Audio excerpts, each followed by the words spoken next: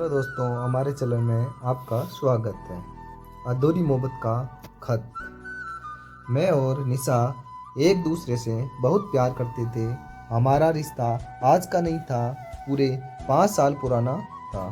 हमने साथ जीने मरने की कसम खाई थी। हर खुशी हर दुख में एक दूसरे का साथ निभाया था।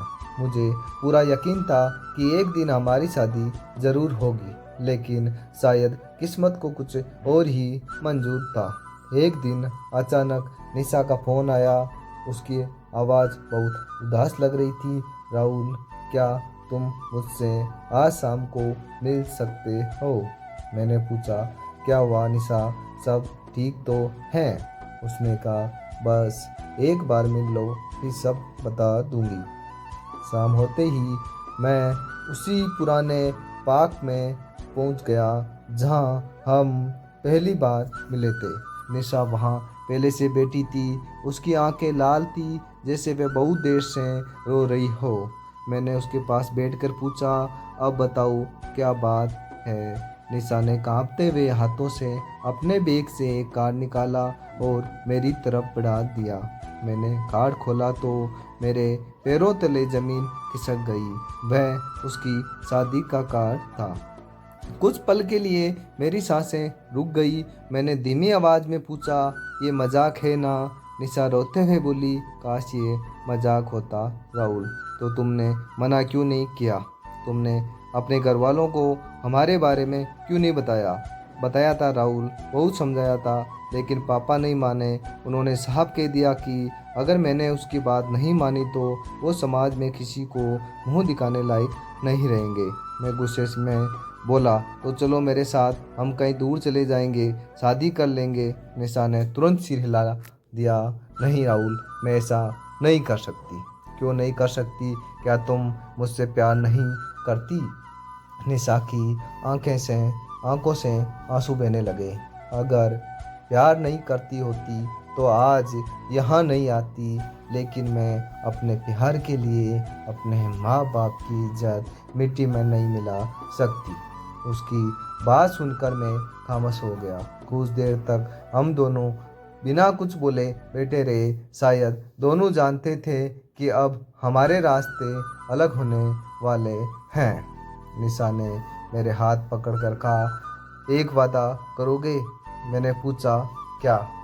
मेरे जाने के बाद खुद को नुकसान नहीं पहुंचाओगे? मैं हल्का सा मुस्कुराया और बोला, और तुम? वो बोली, मैं भी तुम्हारी यादों के सारे जीने की कोशिश करूंगी। उस दिन हम दोनों अलग हो गए।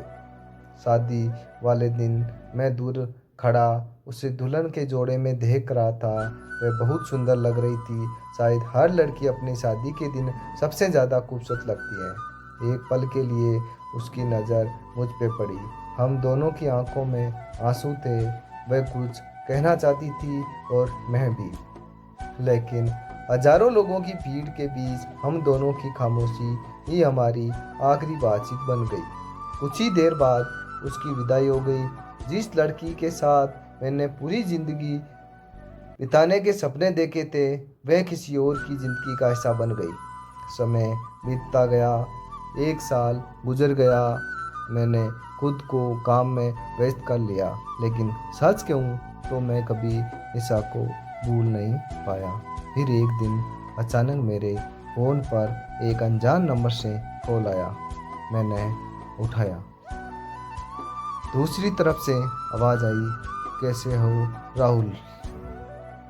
मैं एक पल में पहचान गया, निशा।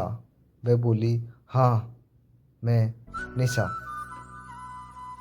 मेरी आंखें भर आई। मैंने पूछा, तुम खुश हो? कुछ सेकंड तक खामोश सी रही। फिर उसने कहा, शायद। लेकिन आज भी जब बारिश होती है तो तुम्हारी याद आ जाती है। मैंने मुस्कुराकर कहा, मुझे तो हर दिन याद आती हो। वे हल्का सा हंसती और फिर बोली, राहुल, मैं सिर्फ एक बात कहने के लिए फ़ोन किया था। क्या अगर अगले जन्म जैसी कोई चीज़ होती है ना, तो मैं सिर्फ तुम्हारी बनना चाहती हूँ। मेरी आंखों से आंसू निकल पड़े। मैं कुछ बोल पाता उससे पहले उसने फ़ोन काट दिया। वह हमारी आखिरी बातचीत थी। आज कई साल बीत चुके हैं। निशा अपनी दुनिया में खुश है और मैं अपनी ज़िंदगी में आगे बढ़ चुका हूँ। लेकिन जब भी किसी सच्चे प्यार की कहानी सुनता हूँ तो उसकी याद आ जाती है। तब एहसास होता है कि दुनिया में कुछ प्यार भी ऐसे होते हैं जो कभी ख़त्म नहीं होते। वह बस अधूरे रह जाते हैं और शायद अधूरी मोहब्बत की सबसे ज़्यादा याद रखी जाती है, क्योंकि उन्हें बुलाने के लिए, उम्र भर याद रखने के लिए बनाया जाता है। तो दोस्तों, चैनल को सब्सक्राइब ज़रूर करें, कमेंट करें और लाइक शेयर